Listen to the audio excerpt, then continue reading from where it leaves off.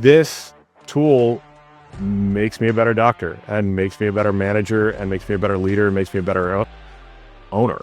And in the same way that the gym makes you a better athlete, right? Like if you use it right, like you're better off for it. If you were to do a thought exercise and you were a veterinarian and I told you on the other side of the door, there was a team of specialists who read every single paper and book about their specialty. They were there 24/7. They were willing to accept any question you were going to ask them. It was completely free, effectively, to ask them, and they would give you an answer instantaneously. And you chose not to open that door and ask those specialists. I think that would be a bad thing to do. So the big thing I'm thinking is the real unlock is going to be figuring out really how to work with AI, as you both said, as a colleague. What I'd love to do is maybe give our audience practical tips on exactly how to do that. Hey, welcome back everyone to the Veterinary AI Brief. We have another very special guest with us today, Dr. Bill Tancredi. And here at the Veterinary AI Brief, what we are all about doing is turning the fire hose of AI information into a lens for veterinary medicine to examine what you need to know. AI famously has what's called a jagged frontier, where there are some things it's very, very good at, some things it's completely incapable at. And so we see a lot of utility for our audience at carefully examining where is leverage and where is AI not set up to execute, because there are a lot of examples where people use AI in ways that you really shouldn't trust it, as we saw last week. And there are some examples of ways that you can use AI that are just like order of magnitude performance unlocks, which are really, really exciting. And the only thing keeping you from applying that is just a little bit of know-how. And so, we're excited for another great discussion here today. And don't forget, if you don't yet subscribe, please do. We're releasing new episodes every Monday, so you can follow along that way. Adam, can you tell us more about why Dr. Bill Tancredi is here and how this fits into our show? Yeah, so Dr. Tancredi's here because we needed another strapping, tall veterinarian with hair, and he just checks all those boxes. No, maybe it's a little bit of background. So Bill and I have known each other for several years. We actually met through his Substack, which I would encourage folks to subscribe and take a look at. And what really caught my eye when I was reading his thoughts was this was a veterinarian who was in practice, a practice owner who was trying to use these tools for like everyday benefit. And I think when we talk a lot about some of the advances of AI, a lot of them can be more hypothetical examples, or we think veterinarians are going to behave this way. But here's somebody who has kind of been in the trenches looking at creative ways to deploy it and ultimately having incredibly quick feedback loops, right? How do clients react to the communications that are AI assisted? How does my workflow look different as a result of using these dictation tools? So that's kind of like one lens. I think that's really important. The second is he's seen a lot of these, probably been approached by more vendors than you can count. And so it kind of has a perspective as well. And so I think as a practice owner, he's the veterinarian and founder of Old Ridge Veterinary Hospital out of PA, is somebody that we wanted to bring on to talk about his thoughts and feedback coming out of the GPT-5 announcement. And I think building off what we saw with Dr. Appleby last week, one of the kind of key takeaways of that conversation was these broader workflows where AI for imaging has largely been focused on interpretation, but it turns out the role of radiologists is much broader. And there's many different parts of that workflow where AI can be particularly useful. And I can think of like no role more so than GP as kind of the broadest surface area for AI implementation, right? You can have practices that are using it for human resources management, client management, marketing, in addition to all kind of the medical applications. So we wanted to bring him on as a veterinarian, as an AI enthusiast, as a LinkedIn provocateur, and an occasional apologist, somebody who is certainly not afraid to tell you how he thinks. Bill, thanks for joining us. Welcome to the show. Thank you, guys. And that was the most wonderful, flattering, uplifting introduction I've ever gotten. So really, thank you to that. We're just gonna smack it. I don't know. Yeah, no, that's fine. No, I'll give you a reason. Just give me a minute. Maybe you could give us a little bit of your background. Tell us about the practice, and we'd love to understand a little bit of like why you kind of went on this journey as one of, I think, an early adopter of AI and kind of your relationship to those tools in the space. So I kind of stumbled into it. I opened my own practice in 2020. In December of 22, I found ChatGPT and I thought it was really cool. It's, I've got a couple of books around and I really like to read. So language is important to me, and this new technology was fascinating and it was fun to play with and it was fun to tinker with. And I I saw a lot of value for my work and I made mistakes with it and found flaws in it and failures in it, but it does a lot of things. We talk about the jagged edge of performance. Like I have a similarly jagged edge, and it does a lot of things well that I don't.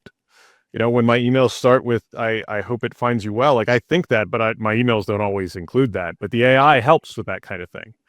And, you can imagine that my communications are often terse and direct, and making them a little gentler is valuable, professionally as well as personally. I think it's also, from a practice owner perspective, being able to communicate things, well, a practice owner and a clinician perspective, being able to communicate things differently or interpret things differently or evaluate things differently has been really valuable to me. There's a quote from a computer scientist named Alan Kay about where he says, a change in perspective is worth 80 IQ points. And I love that because you can ask for as many perspectives as you want and it will come up with new ways of looking at things. And even if it's wrong, there's value in that contrast, in that, in that change, that new approach. So I've found a lot of uses for it. And I think I have a couple of use cases we can talk about. Bill, I think there are a couple things you mentioned that are super interesting threads to pull at, eager to get into. One thing, though, that I think you have the real benefit of is being such an early adopter of AI, sharing how performance in that jagged frontier have changed for veterinary applications since that time. And I think the reason that's interesting is people may have formed opinions on AI early on, and there might be some like crystallization as to that assessment. But as you and I know, like things change very, very quickly in this field. So could you share? Yeah, exactly. Could you share your observations there? The difference between 2.5 years ago and today is incredibly dramatic. 2.5 years ago, AI doing math problems was a punchline, right? Like it's probabilistic software. It's not deterministic software. So if you asked it to do math, it would guess. It would just guess. It wouldn't actually calculate anything. It would just, and then it got what I'm doing. It's fair. We've got a dose calculator. It's fine. We'll check out, but we won't do that to you. But then it got good enough to do basic mathematics, like arithmetic. It would spit out instructions into Python code. It would write Python code and calculate it, and it could do arithmetic. And last year, I think this is interesting. Last year at the International Mathematical Olympiad, Google had 2 specialized models that finished at the silver medal level. And last month, GPT and I think it was Google Gemini, both finished at the gold medal level. So that's like the top 10% of the nerdiest math students there are. And it's natural language processing and everything else. So we're talking about going from punchline to elite in 2 years. And that's just one aspect of it. And this technology, veterinarians will be familiar with the word pluripotent, a cell that can become anything or grow into anything. I think this technology is that level of applicable. It is pluripotent for its uses. It's better at some things than others, but there's very little it can't do from a language perspective. Maybe one of the things that would be helpful for folks to understand is not just what you're using it for today, but maybe how you're using it. Because I think for a lot of our audience and a lot of veterinarians, it can be very binary where it's like, hey, if I don't get this 100% correct answer, I'm going to kind of discount it for this purpose, or, I'm going to have a lot of concerns. But I think as you're kind of walking through these use cases in your own day-to-day work and life, maybe you can also talk a little bit about how you leverage the best parts of it and maybe smooth over the parts that are less reliable or less accurate. I have some use cases for you, but I think my favorite use case in broad strokes is there are a lot of things in the course of my day that require a lot of, or kind of an annoying or frustrating or heavy emotional lift. Messaging a client that their dog is dying, or messaging a manager that they've blown it, or messaging a technician that they failed to charge for something, right? Like, these are emotionally fraught conversations. You want to come at them delicately. I don't come at anything delicately. And being able to soften it or approach it differently, or at least take some of that emotional lift away from me and have the chatbot support it, has been intensely valuable to me, because I don't think you have an unlimited number of those lifts in any given day, right? And if you've got 8 at work and 8 at home, like, by the time you get home, you're letting down the people at home. And if you can offload the things at work that really don't need Bill Tancredi's quill, you save a lot more of yourself for the things at work and at home that really honestly need you. And I think that's really where I've seen the most value. And to that end, let me share my screen here, and these are anonymized examples I've used that came up just fairly recently. Yeah, perfect. Maybe while Bill's doing that, I think one of the interesting kind of takeaways from what you just shared is that the most valuable benefit that you seem to get in practice has nothing to do with like the medical aspect and whether or not I can diagnose this more clearly. And I think that this is something that we're coming back to quite a lot, where there's a lot of veterinarians who kind of know what to do or what they would like to do, at least have a good idea of it. It's kind of, how do you get the team on board? How do you get the client on board? If it goes wrong or sideways, how do you kind of manage the conversations and set expectations? And it's all these softer skills, which a lot of veterinarians didn't get a tremendous amount of training in vet school. We had 2 weeks of a punchline course in school. But yeah, role play for a couple of weeks. But this kid get out there. The art of veterinary medicine at the Ontario Veterinary College is world class. It actually was really good. But I think, underpinning this is like the success of each one of those interactions comes with a lot of non-medical work and not a lot of kind of non-medical thinking. And so it's interesting to see that you kind of leaned into that area, which obviously is probably a little bit more flexible and fluid with respect to things like hallucinations, versus like, what's this drum goes wrong? It doesn't need to be perfect. We talked about this, but it doesn't need to be perfect to be useful. There's a lot of things that aren't perfect that are still very, very useful. And I think it's hard in vet school to get that kind of experience with the soft skills, because the Merck vet manual is 1,000 pages longer than it was 10 or 15 years ago when I graduated. And vet school isn't any longer, right? Like, there's not one more minute of vet school. So you've got to do all the 1,000 more pages of medical material and still make time for to learn those soft skills. And this is an example of an email that, we've had to write. Client called very upset. Her dog was seen once. First time I saw this client, saw the blood work, kidneys were on fire. I was like, oh my God, go to the ER. Like, I'm worried, like, you need ultrasounds, you need more testing, you need more of this other stuff. Like, off you go, right? This is not a Friday afternoon at a GP case. And she, on Monday or Tuesday after the weekend, she called. She was very upset that we hadn't done a test for Lyme disease. It's like, we hadn't gotten there yet, right? Like, I punted before we got to that level. But I and other veterinarians I've met can be triggered when angry people question their medicine. And it might be better if someone who wasn't pissed off wrote that email. And so I had a chatbot do it. I gave it a very simplistic prompt, financial concerns, immediate referral due to the care, explain the problem. And this email is fine. Take a moment to discuss, like, here's the explanation. It's fine. And it might take me 2 minutes instead of 10 minutes. And you save 8 minutes 10 times a day, and I get to go to make it to soccer practice tonight, right? Ask me how I got tickets. But okay, I don't like that tone. You can ask it to be more formal and clinical.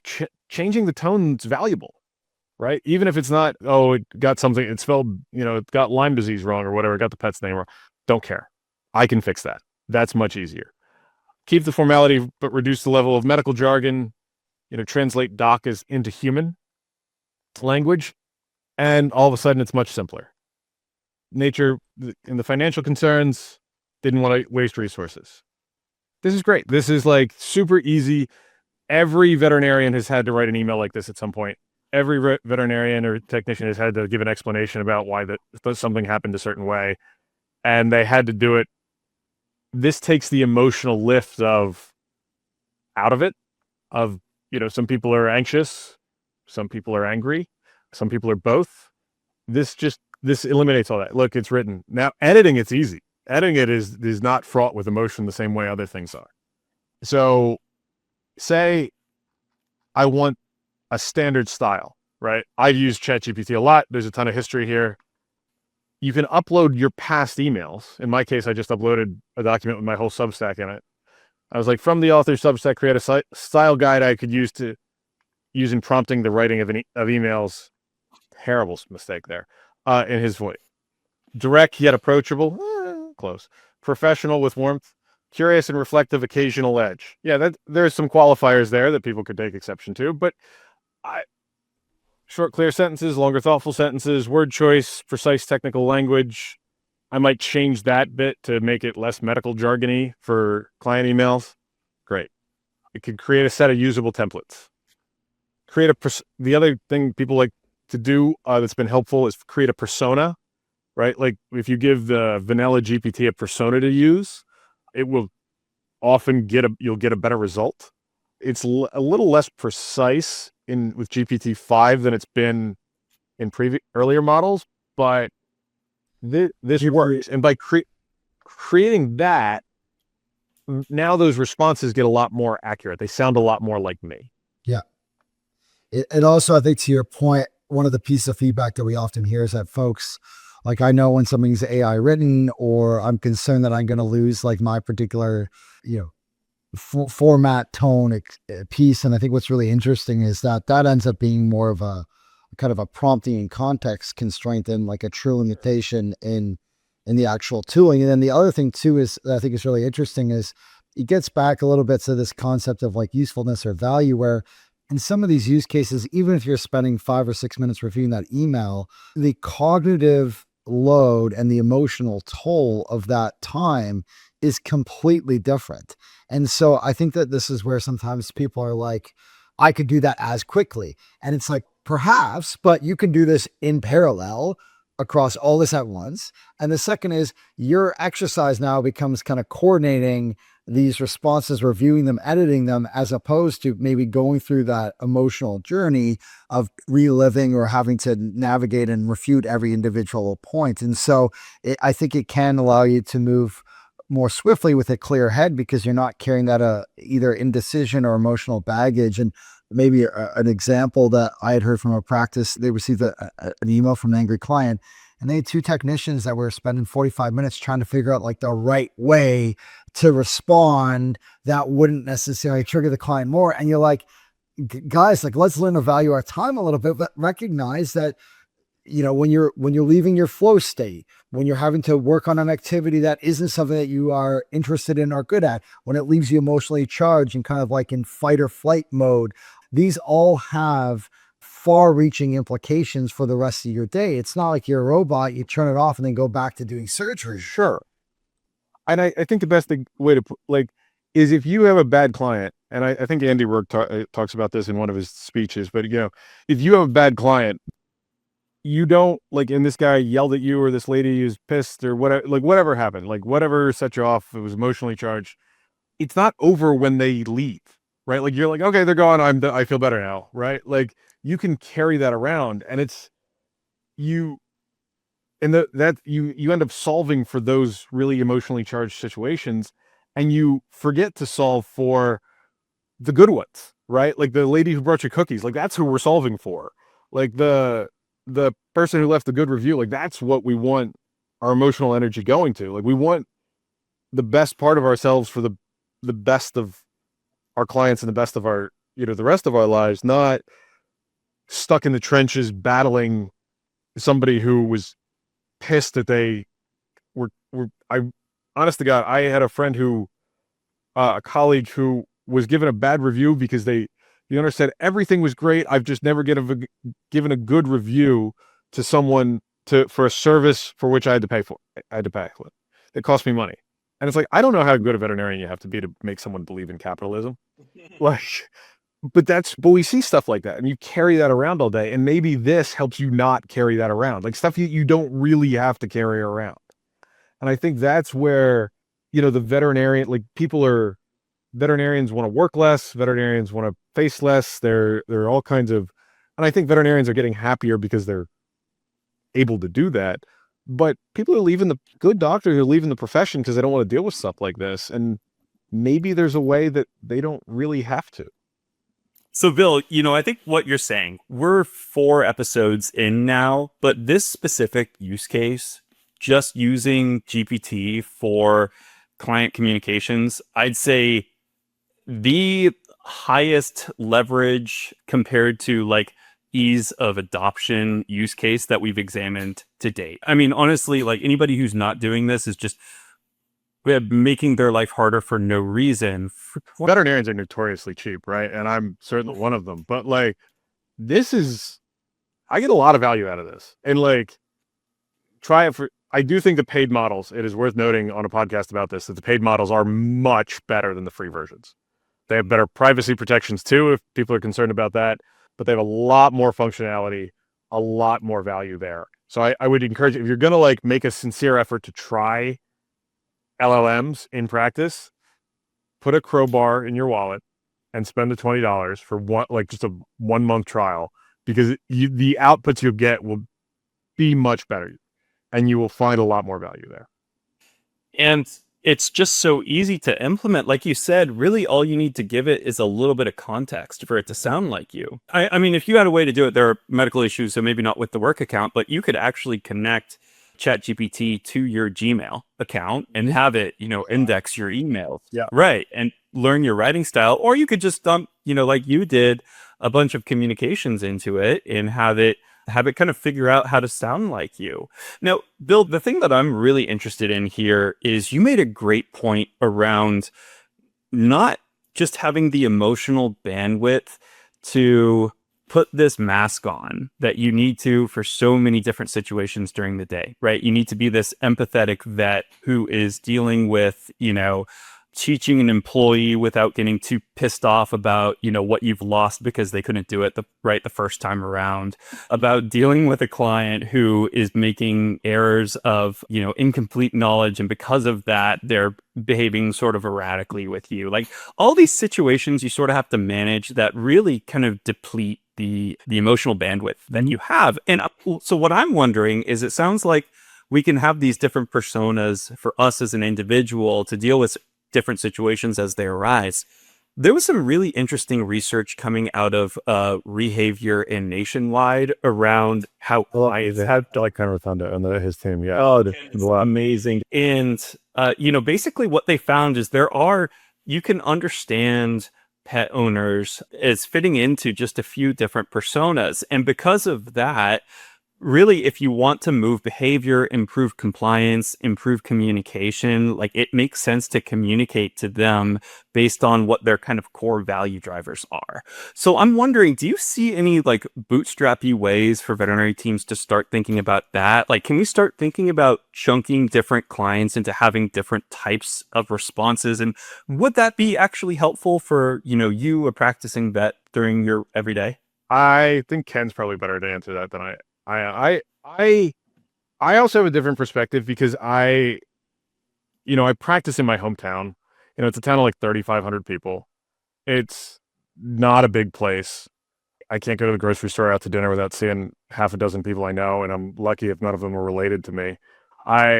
So my perspective on like types of clients is a little different because I tend not to group them because I know them differently, right? Like our kids play soccer together, or the kids go to daycare together, or this is the guy down the street who cuts the lawn, or like I so I think there's probably like templates you could set up for standardized communication and types of communication. I think the way I'd solve that would be going the other direction is like chunk the client the client records, like all the communications with the client into GPT and say, hey, what are this client's consistent primary concerns? Like, what is this client consistently worried about all their pets, and then try to make an effort to make sure you address those things with that client. Like if they come in and tell you that they want a diagnosis no matter what, and you're like, just try antibiotics for a week and call me and let me know. No, don't do that. And like, if you're new at this, maybe that could be more helpful, but like, I think most of the veterinarians would see that difference. But I think that tone analysis from the clients towards you, like stuff that you think you understand, but maybe don't, could be very valuable. The other thing too is like you can flip it around a little bit, and I think this leads to what we're seeing with some of the growth of these scribe applications, where at the end of the day, I think people have now the power to transform content in a way that suits their particular goals, purpose, needs, desires, right? So that pet owner who's like, I want to be talked to like this, or translate into a different language. You could think of obviously the veterinarian maybe getting a bit of a head start, but at the end of the day, I think what's going to happen is like pet owners are just going to do it themselves, and their AIs are going to understand the way that they want to receive information and how it links to all their devices. And so in some cases, kind of like pre-filtering it or not giving them the raw output might actually limit the context that would allow them to have more personalized responses. But I think on the flip side, what you're sort of seeing, and Bill, I know you played around with these, so I love your kind of commentary on this, but you saw it with the kind of first generation of scribes that came out, maybe a lack of control and visibility to what was causing the output to look and feel in the way it did. And it turns out medical notes are not a one size fits all. And there's a lot of veterinarians who are saying, look, I'm glad it could do any medical notes, but I don't know if it could write medical notes like me. And what's happened as a result is not only has been the creation of functionality like templates and all of that to really give practices more control over the formatting and the output, but even better access, I think, to like the underlying prompt structure. And I think Tom from PetsApp this week, when they announced their scrubbing functionality, highlighted that they're open sourcing their prompts. So you can actually see, what instructions are they giving the AI? And I would imagine I like that. Allow veterinarians to modify that. So maybe you could talk a little bit about like that control piece and how you use these tools and how do you get them to like fit even like more from like the medical perspective for like your workflows. I hate taking medical records. I've never met a veterinarian who does. So like the AI scribes were like, hallelujah. I'm a really big fan. I think the veterinarians who are not still using them or are not using them yet are really missing out. It's like I think I would probably, with those things, the transparency helps with the prompt instructions, like the system instructions. But more than anything that's helped me is just playing with it, tinkering with it. And I know a lot of veterinarians are like, I don't have time for that. Tell me what to do so I can go back to work. But if you're like looking to apply AI or use AI, it's going to take you, Ethan Mollick, who's a Penn professor who's written a lot about it, it says like 5 to 10 hours. He says 3 late nights. And then what you want to do is like bring the AI stuff to the table with you and see if it's useful and see how it behaves in different situations. And like if you're trialing a scribe, like try it, use it, be in it every day. Don't like, sign up for a free trial. Oh, it expired by. If you're going to make an effort to integrate this stuff in your practice, if you're going to genuinely successfully integrate this stuff in your practice, you have to do the work to get it into your practice. And you have to understand how it works and its limitations and its benefits, because you're not going to be able to build that coalition without you leading it. Yeah. really good point. I'm wondering if we might be able to hop to some of the medical examples. This is obviously something that I think warrants a lot of discussion and interest. Where can these large language models, and in particular with the newest releases, help pet owners successfully triage their cases, or help you generate complete differentials, or help with treatment plans? And I think you made a comment that really is important for the audience to understand, where there's a difference between being accurate and being useful. And maybe as you kind of share through these examples, we can see kind of the differences and where we're getting to, and how you would actually think about these cases. I think it's a bit like when you interpret blood work or you interpret diagnostics, you don't look at just the ALP, you don't look at just the glucose, right? Like you look at it in context of everything else. And as part of a word I hated in vet med is holistic, but as a holistic picture of a case, of a situation. So I am going to share my screen here. Let me make sure I'm not sharing owner names or anything. But this was that case about we didn't do the Lyme disease testing because it was like, oh God, your kidneys are on fire. We're going to get out of here. Let's see here. And I used different GPT models to produce. The prompt was, can you create differential diagnosis from the blood work? So it spent a lot of time looking at the lead up. We didn't jump right to the differentials. And at the very end, suggested next steps. It really didn't come up with proper differentials here. It did severe thrombocytopenia, but it didn't really it kind of looked at the individual things and not the constellation of signs here. Yeah. So the GPT-5 I don't think did a great job. This one, this was the 4.0, actually kind of did better than 5. And then I think this was the thinking version, much more detailed. GPT seems to like length rather than substance a lot. Again, offering quick yield, hide next steps to sharpen the list. Not an okay answer, lengthy one, but not a great one. And what I'm getting at is none of these things, thinking, none of them suggested doing a 40X to look for Lyme.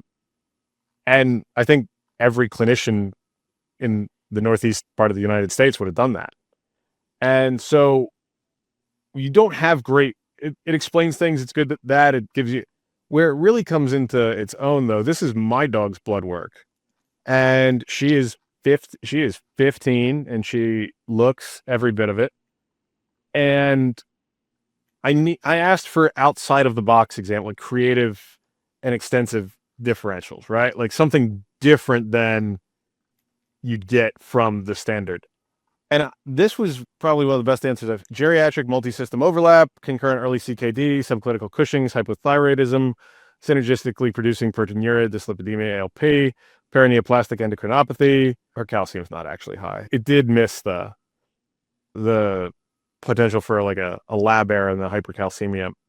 But what it really does is give me those extra ideas. So I think most clinicians will tell you, like, they get the right answer in the first 3 or 4 tries, maybe 5, if it's Addison's or something. But these extra ideas, these 6th, 7th, and 8th ideas, these different perspectives that aren't typically on the radar, even if the first 5 things it says are wrong, I didn't need its first 5. I needed its 6 to 10. And that's why I really see some value in it diagnostically. But going back to what we said earlier, the diagnosis thing is what I'm for. That's what we're trained as veterinarians to be good at. The communication, that's sort of something you are or you aren't, and you can practice, you can train, your clients kind of select for their preferred style of communication. But does it have weaknesses in those clinical and those diagnoses? Yeah. But I didn't actually need it to be that strong there. I wonder what the weakness is, and I could be wrong. I'm the non-doctor on the call here, so please do tell me. But I wonder if the weakness is one of intelligence or one of context. I could imagine that you and the other Northeastern veterinarians would think about this, because you have all this rich context kind of in your mind and in the medical records about how this is happening. And like, I wonder what would happen if you fed AI that context in some way, maybe just gave it access to the medical records in some like legally permissible way to do it. Would it get to it? So I don't know. I'm wondering what both of your thoughts are as to why it's missing this. Is it just kind of like a fundamental limitation on how smart it is and how good at seeing patterns it is? Or is it just because AI is nowhere close to operating with the same contextual background that veterinarians have right now? I think it's the contextual background. And I also think we have simplistic language to talk about diagnoses that doesn't translate well to either LLMs or even like Bayesian logic or algorithms like that, right? I think the Bayesian logic works, but you got to keep reapplying it. You see these algorithms for diagnoses, it's a moving target, right? Like then you do this. Well, what happens if the patient changed in that time between those steps? Although, Bill, for our audience, and definitely not Robert Sanchez, could you explain what Bayesian logic means? Not really. It's like an algorithmic way of thinking. I think Adam would probably be better at it than me, but it's like a Bayesian reasoning is like hypothesis, evidence, and likelihood, right? That's what we're hunting for, right? Like the hypothesis is this dog has Cushing's. The evidence is the ALP is elevated. The prior probability, the occurrence, the likelihood equals a total probability, and all that thrown together mean like you spit out a posterior probability. And because in veterinary medicine we don't always have really great reliable numbers that go into those calculations, the outputs are like, they can be really great, or they can be like, oh, that's kind of shabby. Like that's not all that helpful. It's a way of thinking through diagnostics that tends to be talked about in a static fashion and really should be talked about in a dynamic fashion. It's really helpful. It's like, changing these probabilities when new evidence is kind of presented. And it kind of gets back a little bit to that example, which I think that you just shared, which I think kind of illustrates maybe one of the limitations, but actual opportunities for folks that are using these tools, where let's say, put ChatGPT aside, let's say you're talking to a doctor, you relay a bunch of medical information, and they just give you an answer, right? Like it could be helpful. Maybe they came up with one, maybe they don't. But normally what would happen is they would ask you more questions, and then you would go back with questions, and you would kind of continue to go ping pong back and forth until you arrive at something with a high degree of confidence. And I think what's really interesting about these models is you can kind of take that approach and do that with a computer. So as opposed to just kind of giving it and be like, what do you think it is? It's like, hey, this is what I think it is and why. What supports this decision? What am I missing? What additional questions should I ask the pet owner? What information would I get that would change how you might force rank these differentials? You've given me a lot of background information or summarize this case, but it turns out like, I don't want that. Right. And so I do think for a lot of people, these kind of, and I'm not saying this is what you're saying, but these like kind of gotcha hallucinations, like that wasn't accurate. It kind of comes down from, actually you're using this tool completely wrong. Like the amount of times that ChatGPT has told me something that like is not useful or helpful is very, very high. But the way that I actually remember these experiences is that I can course correct and be like, you know what, you're over indexing for that. Like, I don't need this, or you assume this made an assumption that isn't valid in this geographic area, or so on and so forth. And so it's kind of like, treating and working through these conversations in the way that you would work with them like a colleague. And the reason I really like that framing is if you were to do a thought exercise and you were a veterinarian and I told you on the other side of the door, there was a team of specialists who read every single paper and book about their specialty. They were there 24/7. They were willing to accept any question you were going to ask them. It was completely free, effectively, to ask them, and they would give you an answer instantaneously. And you chose not to open that door and ask those specialists, I think that would be a bad thing to do.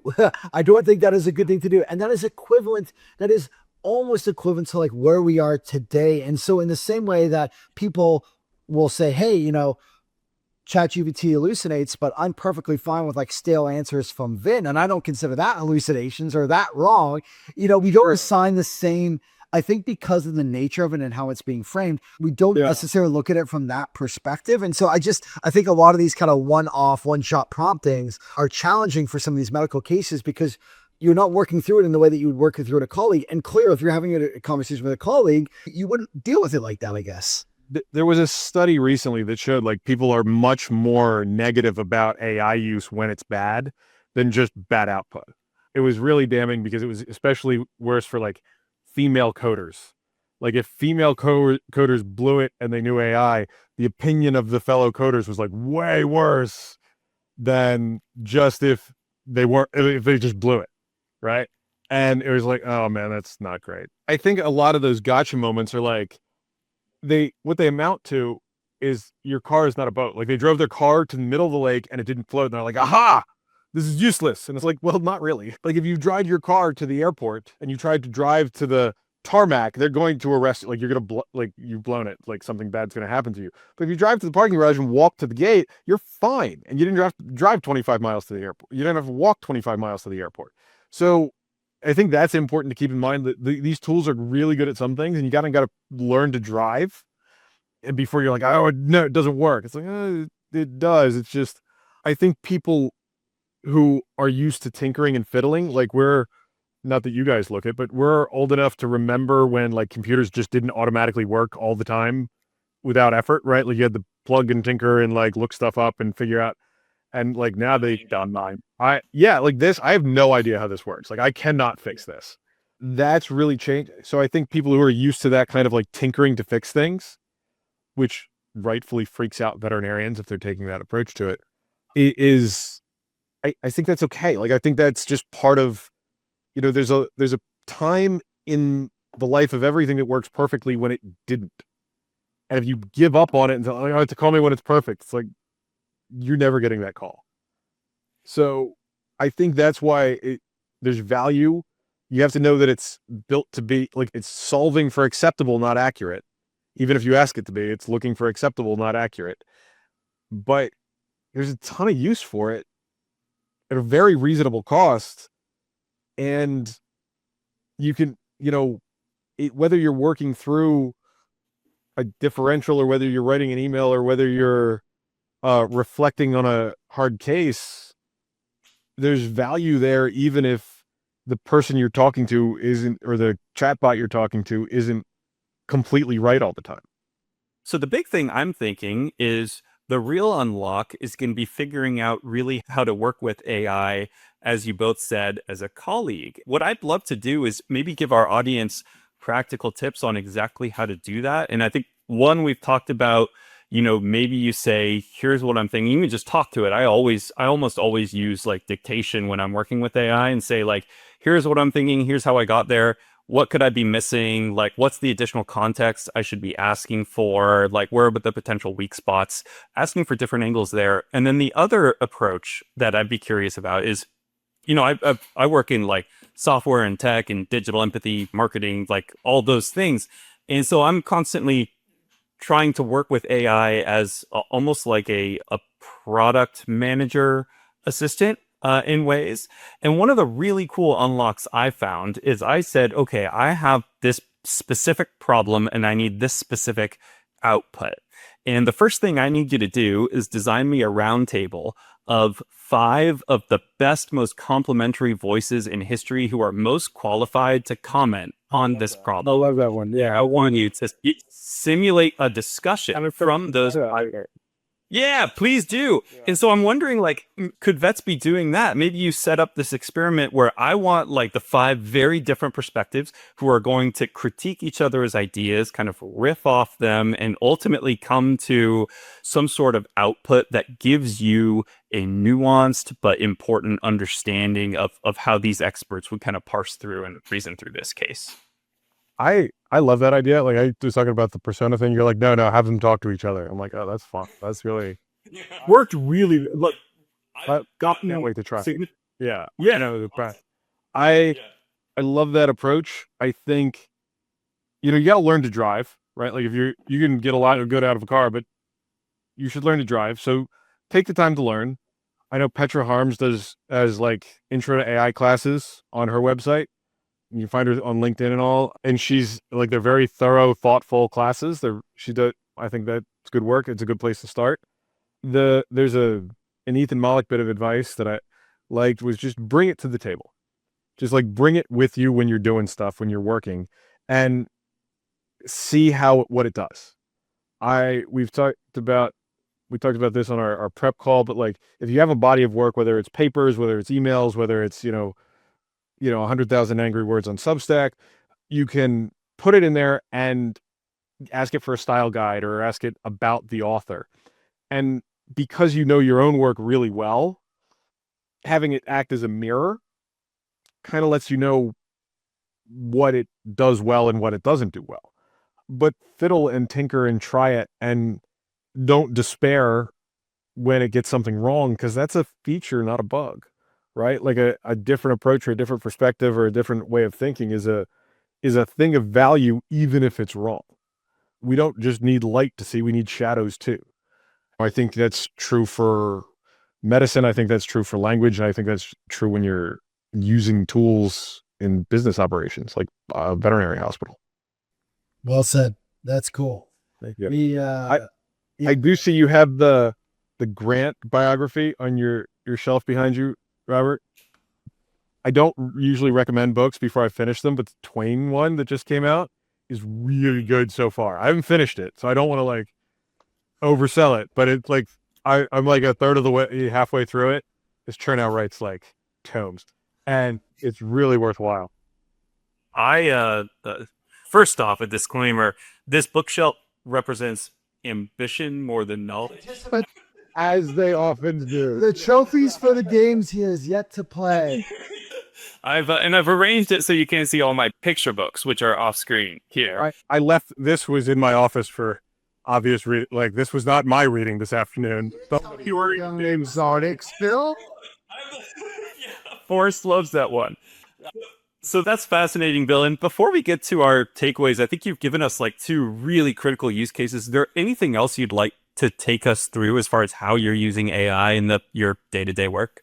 I think veterinarians, especially veterinarians like me who are, solo practitioners or don't have a ton of colleagues around, like don't have that room full of colleagues like Ryan Appleby at a university. He's got a bunch of brilliant other veterinarians to work with. Like it's just me here, right? So I think there's a lot of, if you use it right, there's a lot of support and validation. Like these things are almost sycophantic, which isn't bad sometimes, just when you hear like, yep, that client, when you want to hear that client was a jerk or that you were right and the practice manager was wrong or something, right? Like I think in a profession that struggles with mental health in a dangerous way, and I think there's a lot of value to be had in using tools to support your practice in more ways than medical ones.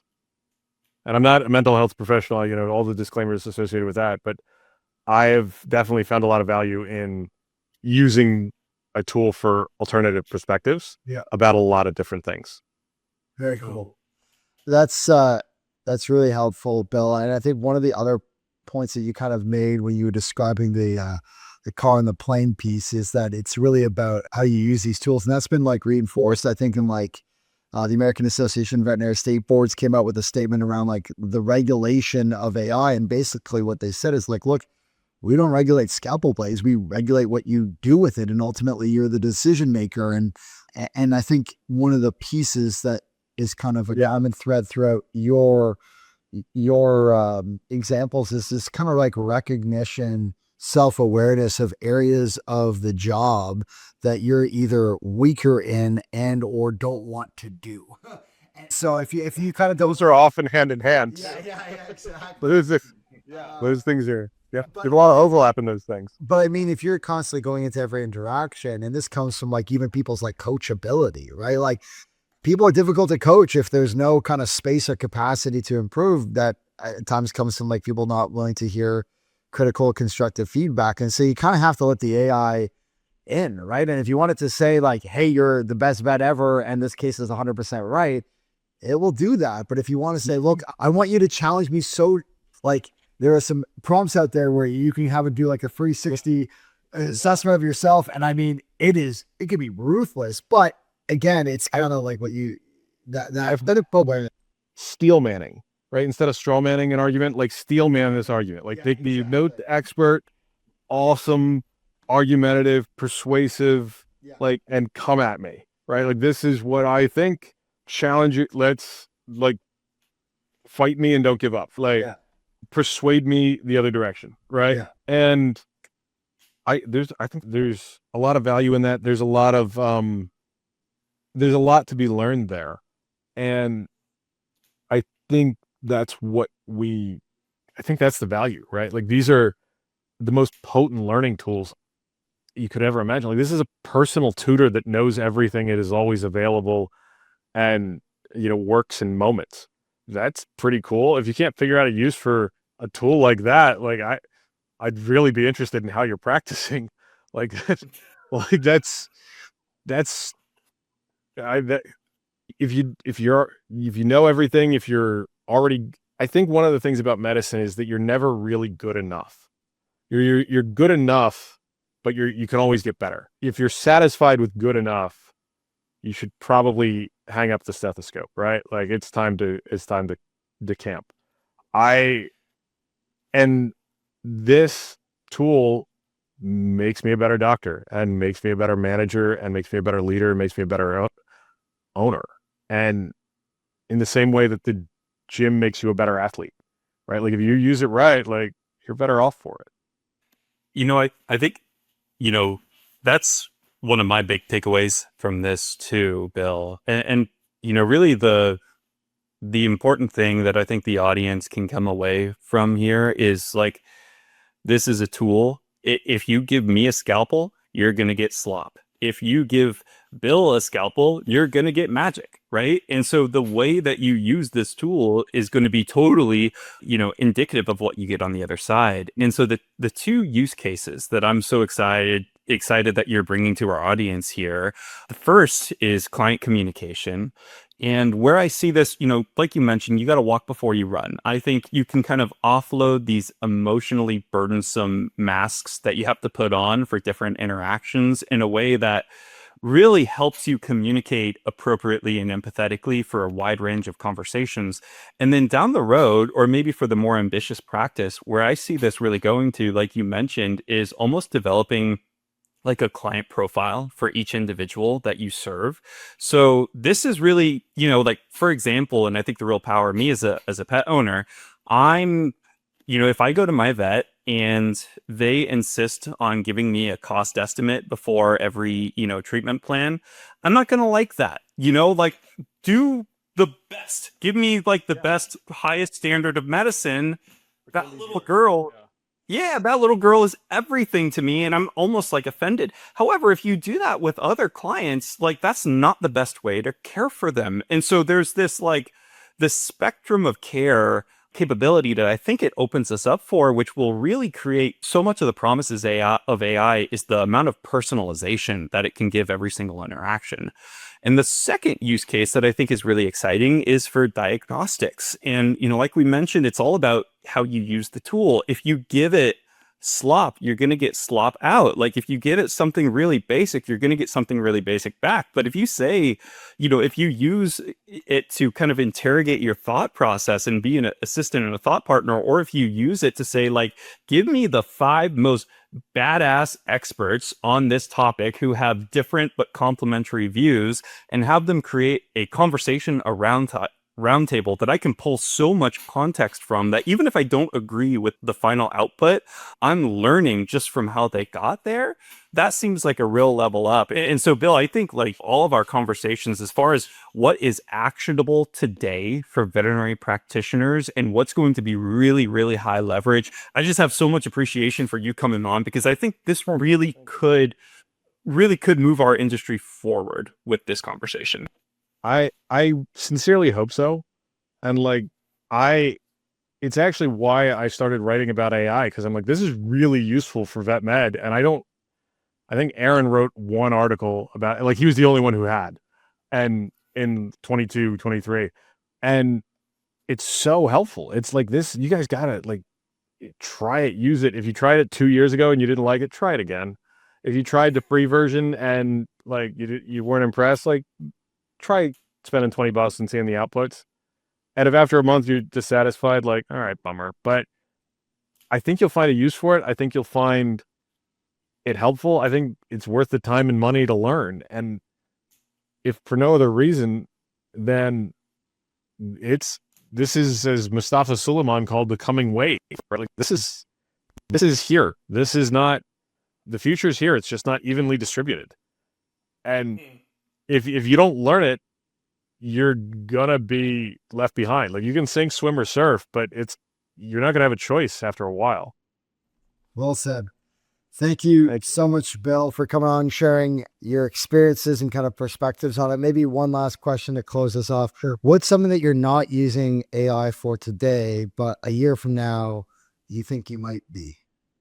I'd really like it to have a bigger context window to like go into my email and find things that I missed, right? Like I am almost terminally ADHD, so I miss stuff and fail to respond to texts and messages all the time, and it's embarrassing, and I make a lot of apologies for it, and it's a reflection of like my addled nature, not my regard for other people, and I would really like it, and it seems very close to being able to like look at your messages, look in your emails, look in your things, and say, hey, you need to follow up on this.